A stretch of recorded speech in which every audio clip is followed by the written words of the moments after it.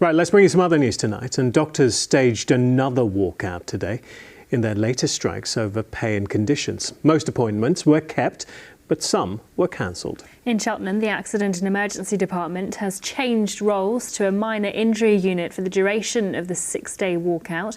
The government says it has offered a generous deal. Robert Murphy reports from outside the Bristol Royal Infirmary.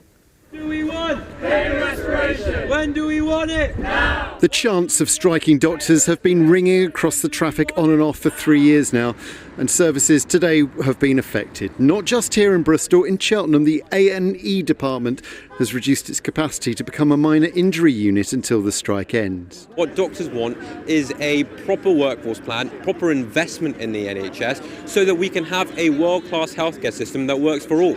Yeah, but how's a strike going to lead to that?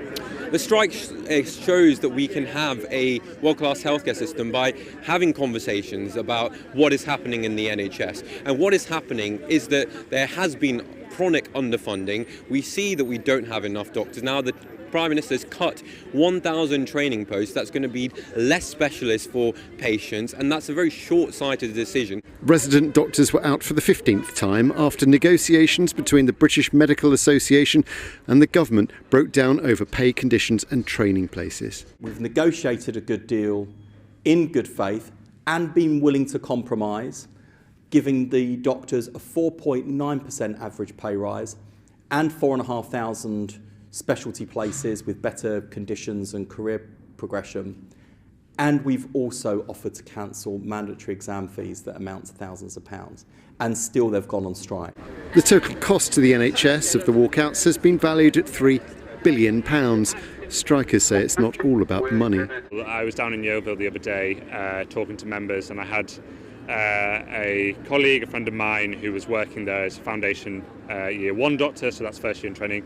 They had a member of staff who'd called in sick. She was trying to manage the same-day clinic on her own, and she was 5 hours into shift. She hadn't yet had time to stop for a glass of water. I had to stop her and say, no, go and have a glass of water and go to the toilet, because she was, that kind of frantically running around.